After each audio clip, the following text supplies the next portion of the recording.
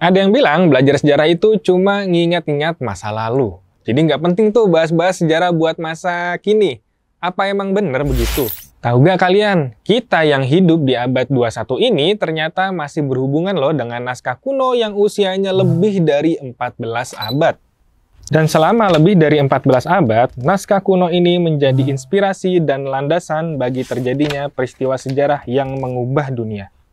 Salinan naskah ini masih dicetak dan diperbanyak hingga sekarang dan menjadi acuan untuk membentuk tatanan dunia yang lebih baik. Dan kemudian diajarkan turun-temurun oleh orang-orang terpilih. Kira-kira ada yang tahukah naskah apa ini? Ya, ini adalah Al-Quran, sebuah naskah kuno yang menjadi inspirasi bagi para pelaku sejarah hingga saat ini. Ketika hidup kita tidak bisa lepas dari salinan naskah kuno ini, maka hal ini sejarah sebenarnya tidak berbicara tentang nenek moyang yang hidup dahulu. Sejarah berbicara tentang kita saat ini.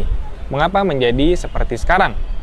Apa aja yang menjadi pembahasan sejarah dan apa hubungannya dengan hidup kita sekarang? Kita akan bedah lebih detail di video ini.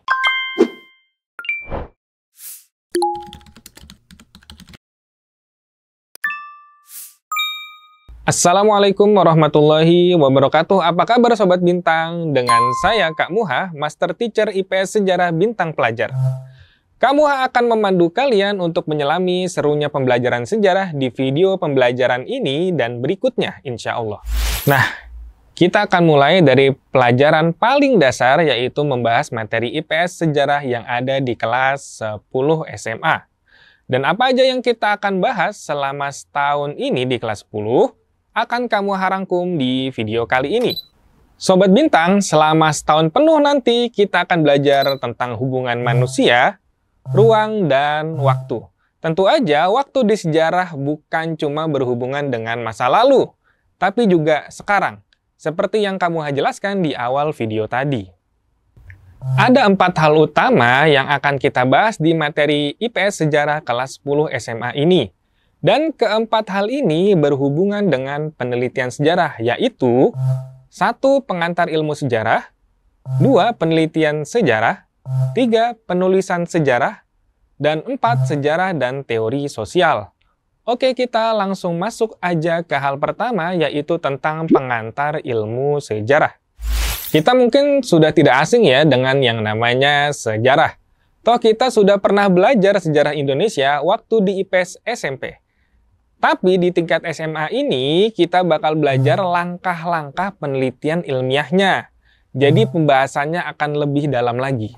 Di pengantar sejarah ini, nantinya kita akan bahas tentang 5 hal, yaitu kegunaan sejarah, ruang lingkup sejarah, manusia sebagai penggerak, pelaku, dan saksi sejarah, dimensi ruang dan waktu dalam ilmu sejarah, dan konsep berpikir ilmu sejarah diakronis dan anakronis. Oke Sobat Bintang, setelah kita paham tentang ilmu sejarah dan hal-hal apa aja yang bakal dibahas di ilmu sejarah ini, di pembahasan pengantar ilmu sejarah, selanjutnya nanti kita masuk ke pembahasan mengenai penelitian sejarah. Di penelitian ilmu sejarah ini, kita kembali bicara tentang Al-Quran sebagai naskah sejarah. Sama seperti peninggalan sejarah yang lain, Al-Quran yang tadinya terpencar-pencar hingga harus dikumpulkan dari berbagai sumber lisan maupun tulisan, hingga menjadi satu mushaf utuh pada masa Khalifah Abu Bakar, antara tahun 632 sampai 634 Masehi. Dan sebagai naskah peninggalan sejarah, Al-Quran ini kelak mempunyai lebih dari 50 cara baca atau qiraat, hingga perlu diteliti ulang cara bacanya yang benar melalui sumber-sumber lisan yang valid. Dan tentu aja semuanya dilakukan dengan metode penelitian sejarah. Nah, kalau mushaf ini adalah hasil penelitian sejarah yang sangat amat ketat prosesnya, kira-kira apa aja sih langkah-langkah penelitian sejarah? Nah, ini dia yang akan kita bahas di poin kedua, yaitu penelitian sejarah. Ada 4 langkah penelitian sejarah yang disepakati oleh para sejarah, yaitu heuristik atau mengumpulkan semua bukti-bukti sejarah, verifikasi atau menyeleksi bukti-bukti yang valid dan kredibel, interpretasi atau penafsiran atas bukti-bukti yang ada dan disusun menjadi fakta yang saling berhubungan, dan historiografi atau penulisan sejarah.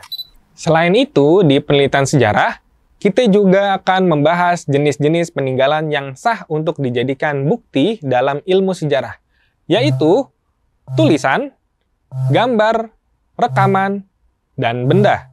Setelah membahas tentang penelitian sejarah, selanjutnya kita nanti akan membahas mengenai penulisan sejarah. Sebenarnya, seharusnya penulisan sejarah ini masuk ke bagian penelitian sejarah. Tapi, penulisan ini dibahas sendiri, karena ada perbedaan antara cara penulisan dan kandungan dari tiap tulisan sejarah dari setiap masa. Di pembahasan mengenai penulisan sejarah, kita akan mengenal apa itu historiografi.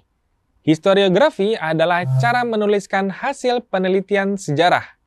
Ada 3 jenis historiografi, yaitu historiografi tradisional, historiografi kolonial, dan historiografi modern. Pertama, historiografi tradisional, yaitu tulisan sejarah pada masa kerajaan Hindu, Buddha, dan Islam. Kedua, historiografi kolonial, yaitu sejarah yang ditulis pada masa datangnya koloni Eropa ke Indonesia seperti koloni Portugis, Spanyol, dan Belanda. Dan ketiga, historiografi modern, yaitu sejarah yang ditulis pada masa setelah Perang Dunia II. Di historiografi ini, cara pandang sejarah diperkaya dengan teori dari ilmu-ilmu sosial lainnya. Nah, di pembahasan terakhir nanti, kita akan membahas sejarah dan ilmu-ilmu sosial lainnya selain ilmu sejarah. Pada bagian penulisan sejarah sebelumnya, kita udah bahas bahwa penulisan sejarah modern berkembang karena adanya pendekatan multidimensional yang melihat peristiwa sejarah dari ilmu sosial lainnya. Emang nggak semua ilmu sosial bisa dipakai buat melihat peristiwa sejarah. Utamanya adalah melihat peristiwa sejarah dengan teori dari ilmu politik, sosiologi, antropologi, dan terakhir ekonomi. Di materi ini, kita juga akan membahas contoh-contoh karya perpaduan antara ilmu sejarah dengan ilmu-ilmu sosial lainnya. Baik karya sejarah yang menggunakan teori ilmu sosial, atau karya ilmu sosial seperti politik dan ekonomi yang berbasis penelitian arsip sejarah. Nah, Sobat Bintang, itulah 4 hal dan gambaran utama tentang materi yang akan kita jumpai di pelajaran ilmu sejarah kelas 10 SMA ini. Buat diingat-ingat lagi, ada pengantar ilmu sejarah, penelitian sejarah, penulisan sejarah, dan terakhir sejarah dan ilmu-ilmu sosial lainnya. Dan di video selanjutnya, insya Allah Kak Muha akan mulai membahas tentang kegunaan sejarah atau mengapa kita harus belajar sejarah. Nantikan videonya ya guys. Pelajari sejarah karena Rasulullah Shallallahu Alaihi Wasallam bersabda, seorang mukmin tidak boleh jatuh ke satu lubang 2 kali. Hadis riwayat Bukhari Muslim. Ilal liqa. Wassalamualaikum warahmatullahi wabarakatuh.